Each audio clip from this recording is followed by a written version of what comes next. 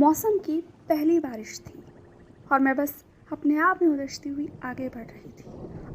इस बारिश को भी आज ही आना था क्या? ये कहकर मैं खुद में बड़बड़ा रही थी। उसके बाद अपने पर्स में खंगालते हुए मैं अपना अम्ब्रेला ढूंढने की कोशिश कर रही थी। आह शिट, मैं अम्ब्रेला लाना भी भूल गई। ओह गॉड, मेरे साथ ही ऐसा क्यों होता है? ये कहकर मैंने अपने पर्स की जिप लगाई और उसे अपने सर पर रख कर बस भागना शुरू किया, इस उम्मीद में कि कहीं फिसल ना जाऊं और बारिश से थोड़ा बहुत बच जाऊं। लेकिन कोई फ़ायदा ज़्यादा नहीं हुआ, क्योंकि भागने से कीचड़ की जो छींटें थी वो ऑलरेडी मेरी ड्रेस पर लग चुकी थी। लेकिन फाइनली मैं एक बस स्टैंड के शेड में आकर खड़ी हो गई और अपने आप में ही शुक्रिया अदा करते हुए कहा, थैंक गॉड।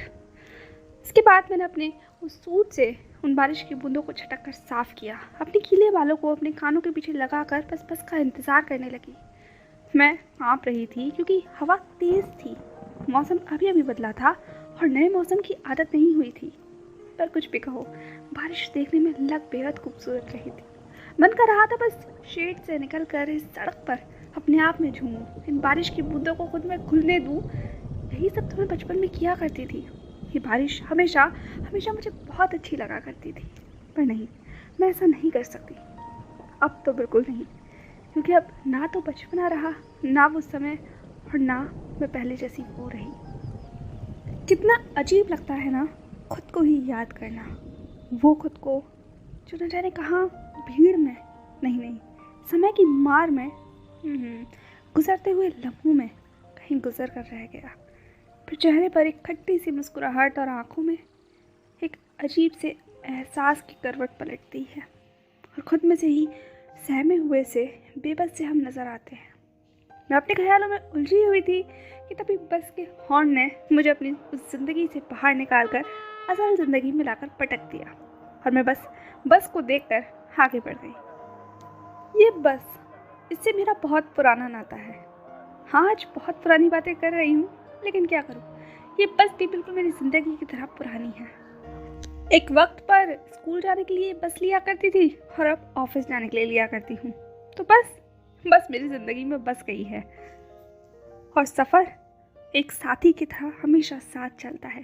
सबने साथ छोड़ दिया, पर ये सफ़र ये कभी मेरा साथ नहीं छोड़ता। फिर चाहे लाइफ में कितने भी अप्स एंड डाउन्स आएँ, कितने भी स्ट्रगल्स आएँ, हर्डल्स आएँ, चाहे कितने भी खुशी के मोमेंट्स आएँ, मैंने बहुत सारे मोमेंट्स को यहीं इस बस की किसी कॉर्नर सीट में बैठकर एंजॉय किया है। और आज भी यही हुआ। बारिश ने शायद भीड़ को कम कर दिया था, या यूँ कहो मेरे लिए ही एक सीट को छोड़ दिया था और मैं बस थकी हारी सी जाकर उस सीट पर बैठ गई। कितना अच्छा लगता है ना, सुकून मिलता है जब थक हार कर आप कहीं का सफ़र तय करें और उस सफ़र में आपको एक सीट मिल जाए, और ख़ासकर अगर सीट विंडो वाली हो तो फिर तो ऐसा लगता है कि सफ़र के दाम वसूल हो गए और इस सफ़र हमें एक नए सफ़र पर ले जाता है।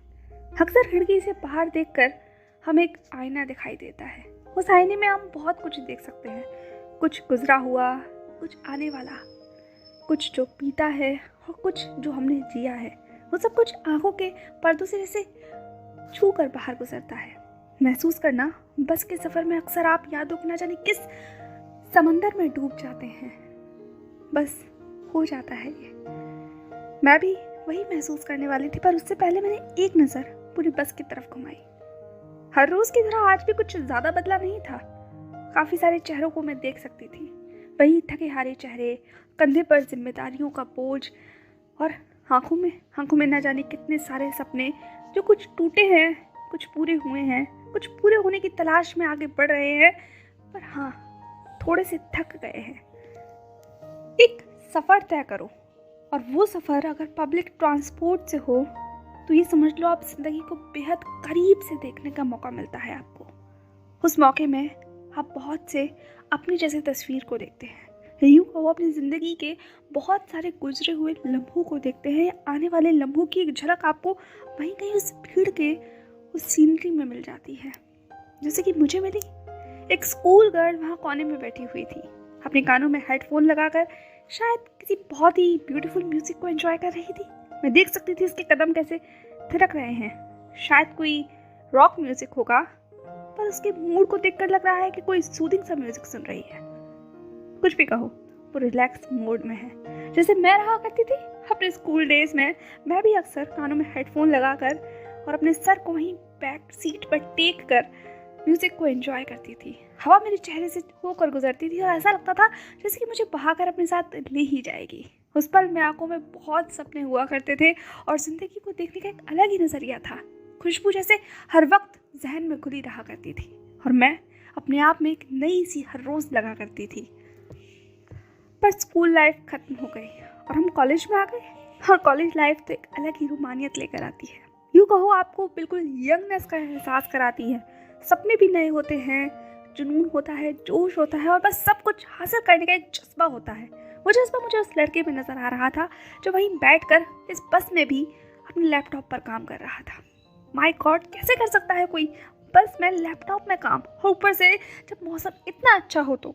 डूड एंजॉय कर ले, अभी मौसम एंजॉय करने का समय है, वरना तू भी मेरी तरह ही पछताएगा। क्या कहकर मैं बस उसे देखने लगी। मैं भी तो ऐसे ही किया करती थी ना। न जाने कितनी सारी प्रोजेक्ट प्रेजेंटेशंस, इन सब का भार लेकर मैं इस बस में चढ़ा करती थी और फिर वहीं बैठकर कभी मेल टाइप करती थी, कभी प्रेजेंटेशन को ठीक करती थी, क्योंकि घर का सफ़र लंबा होता था, लगभग 1 घंटे का सफ़र रहता था। और अगर इस 1 घंटे को मैंने यूटिलाइज कर लिया तो वेल एंड गुड, जाकर थोड़ा भार कम हो जाएगा, यही सोचकर बस लैपटॉप खोलकर बैठ जाती थी, जैसे ये महाशय खोलकर बैठे हैं। मैंने कहा ना, पब्लिक ट्रांसपोर्ट हमेशा आपको खुद से मिलवाता है, वो खुद से जिसे या तो आप जी चुके हैं या जी रहे हैं या जीने वाले हैं। जैसे कि कोने में एक और वुमेन बैठी हुई थी, साड़ी में लिपटी हुई, एक अलर्ट पर्सनैलिटी लग रही थी। उम्र का थोड़ा सा तकाजा उसके चेहरे पर भी नजर आ रहा था। बालों को अब खोल नहीं रखा था, उसने जूड़ा बना रखा था, हाथ में घड़ी बनी हुई थी और चूड़ियाँ जैसे कलाई में खनक रही थी। न्यूली मैरिड तो नहीं है, आई थिंक शादी को कुछ समय हो चुका है, क्योंकि हस्बैंड भी अब साथ नहीं है। जिम्मेदारी का टोकरा उसके बगल में रखा हुआ है, शायद सब्जी मार्केट से लौट रही थी। यही सारी चीज़ें मैं उसके बारे में समझ पाई थी। किस तरीके से हमारी जिम्मेदारियां बदलती हैं ना। स्कूल बैग टांगने वाला कंधा कब दुपट्टे से टांगता टांगता साड़ी के पल्लू में आकर बंध जाता है। कहीं ना कहीं आकर वक्त ठहर जाता है। मिडिल क्लास लाइफ कुछ ऐसी ही तो होती है। जिंदगी जैसे हर रोज एक रिपीटिंग मोड पर चल रही होती है, कुछ नया नहीं, कुछ अलग नहीं। बस सुबह उठो, ऑफिस जाते हो तो ऑफिस के लिए भागो, हाउस वाइफ हो तो घर के सारे काम को संभालो, बच्चों को स्कूल भेजो, हस्बैंड को ऑफिस, और उसके बाद घर में लंच की तैयारी, डिनर की तैयारी, फिर शाम को बच्चों के लिए कुछ ब्रेकफास्ट बनाने की तैयारी। बस यही सब, इन सब चीज़ों में ही तो लाइफ गुजर जाती है और अगले दिन सोते सोते भी आने वाले कल की चिंता सताती है। यही होती है middle class life, middle class person की मिडिल क्लास जिंदगी। ये जिंदगी मेरे घर में भी बहुत सारे लोग जी रहे हैं, मैं भी कुछ अलग नहीं हूँ। बस फ़र्क इतना है कि मैं घर के काम काज में नहीं, ऑफिस के उधेड़-बुन में उलझी रहती हूँ, बिल्कुल वैसे ही जैसे कि वो लड़की उलझी रहती होगी। देखो, कोने में बिल्कुल कुछ मुझ जैसी ही बैठी है। हाँ, वही जिम्मेदारी का टोकरा उसके सर पर है, वही सपने जो कुछ पूरे हुए हैं, कुछ अधूरे हैं, उसकी आंखों में नजर आ रहे हैं। उसके चेहरे पर भी एक हल्की सी मुस्कुराहट है, शायद कड़वी सी, जिसे मैं भी बस स्टैंड पर छोड़कर आई हूँ। वो भी मेरी तरह उस खिड़की से बाहर निहार रही है। शायद कल जो बीत गया है उसके सपने, या जो आने वाला है उसके सपनों में खुद को संवार रही है। यह सफ़र बहुत कुछ देता है, बहुत कुछ। देखो, एक और जोड़ा सफ़र तय कर रहा है, पर इस बार ये कोई यंग जोड़ा नहीं है, ना ही कोई कॉलेज या स्कूल लाइफ में जो स्वीट हार्ट हुआ करते थे ना। ये तो उम्र के एक बहुत लंबे पड़ाव को तय कर इस उम्र पर पहुंच गए हैं कि अब एक दूसरे का हाथ थाम कर नहीं, सिर्फ एक दूसरे के साथ बैठकर भी ये लोग प्यार निभा रहे हैं। यही होता है ना, जिंदगी का एक बहुत लंबा सफ़र अपने साथी के साथ तय कर फिर आपको छूने की ज़रूरत नहीं होती, उन्हें बताने की ज़रूरत नहीं होती, पर सबको पता होता है यही प्यार है। प्यार जो उम्र पे आकर ठहर जाए, प्यार जिसे बस पास में बैठने का एहसास पर से ही ज़िंदगी में सुकून आ जाए, प्यार जो बूढ़ी आंखों से इधर उधर देख कर नहीं, सिर्फ महसूस कर किया जाए।